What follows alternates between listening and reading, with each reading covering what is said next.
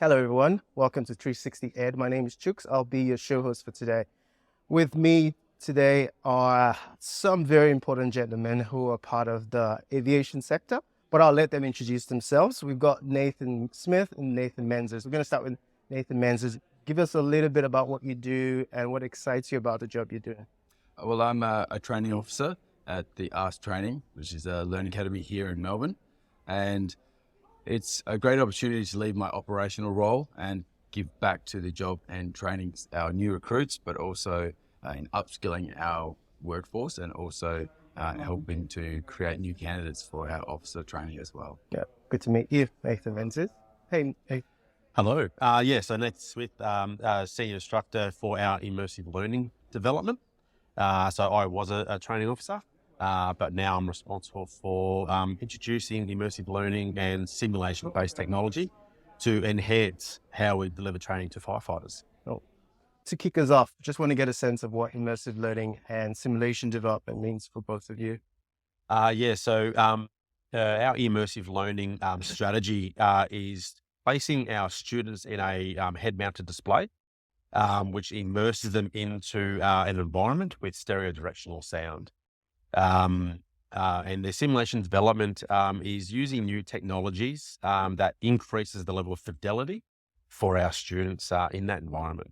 I think it's a very exciting space. I'll start with that because we're now looking at the influx of AI in everything we do. But this is more interesting because you're looking at immersive learning, and that includes AR and VR. So my first question is, just walk us through a specific project where you've actually embedded this. I think I'll go with Nathan Smith first.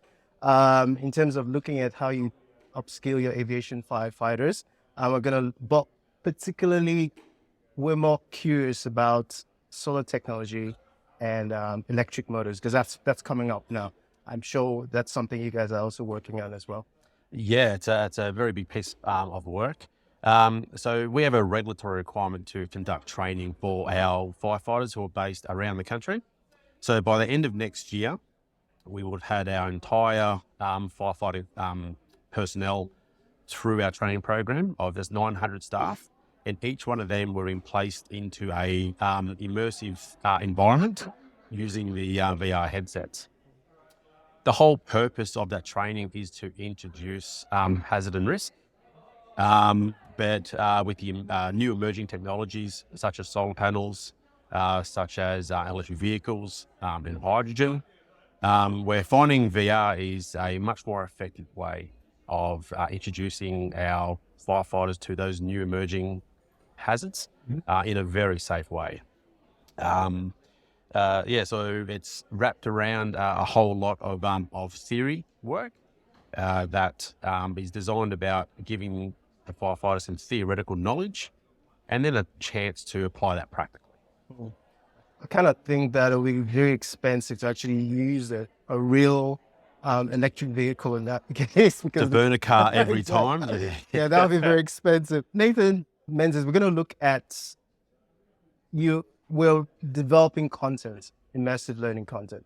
Now I'm looking at this question is around engagement, how you keep people engaged. So within this VR space and the simulations, how are you looking to enhance engagement, especially get people to retain that knowledge while they're engaging in this learning?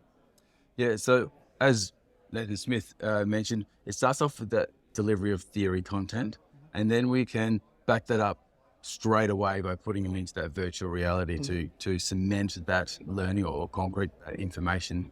We've also been working in collaboration with industry leaders with electric vehicles and solar and such to create realistic content in relation to graphics and sound. Then we accompany that by using the headset.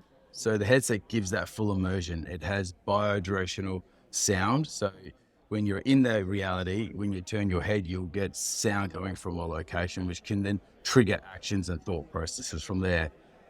It gives the student buy-in, and as soon as the student buys into the environment, it even cements that learning process further. We've had students buy in incredibly quickly with people trying to jump out of the way of moving vehicles, or trying to step up steps, or even lean on objects that aren't even real, but they're inside the environment.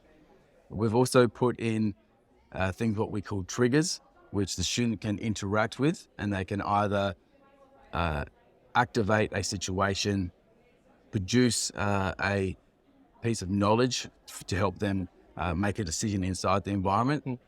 We've also been able to interject into the environment as well. So change things like vehicle speeds, sizes of fire, wind direction, and so forth, to give them the most real experience possible. Curious question.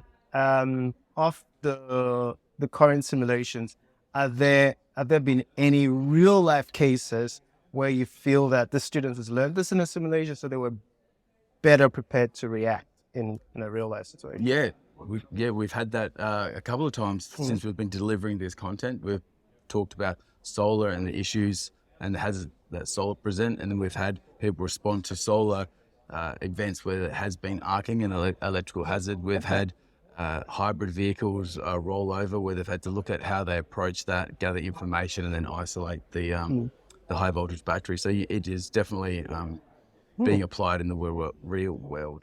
That's pretty exciting. I'm curious to also ask, in terms of creating this content, does it take a lot of work to develop in terms of learning design, get the storyboard done and everything? Does it take a lot of work, or is it a situation where you already have most of the components as part of the module and it just... I'm going to throw that back, not to handball it, but that is specifically Nathan's area. Yeah. Initially, yes, it took a long time. The project that we're running, or the program we're running this year, took 6 to 8 months to prepare. That was just content, content to meet the learning outcome. Learning outcome was to introduce our firefighters to new hazards and risks. The simulation itself is continuing to evolve. So as we get more proficient with the technology, as updates get released by the provider, but the learning outcome remains the same. Yeah. So what's the frequency in terms of updates? Is it like every year or every week? Sometimes it's after an exercise, something won't work, or maybe we've got a new update from the industry about something, so we'll put that in the sim.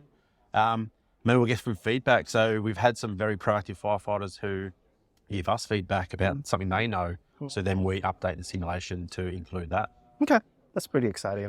That would keep you busy. Clearly. Very busy. Yes. So while we've got you, can you share your insights into your approach to creating realistic and impactful simulations that replicate the challenges and scenarios faced by aviation firefighters dealing with electric and solar technology? Yeah, so the approach was to make it as realistic as possible, but also leverage what we can't do in real life. So we can't put our firefighters in real high-risk environments.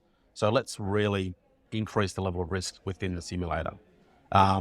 We can't impact the environment negatively. So let's push these simulations to really make it realistic for a car fire to be on fire, large plumes of smoke and things like that. The other things that helps us to make it realistic is, because it is a safe environment, we invite the students to explore and discover.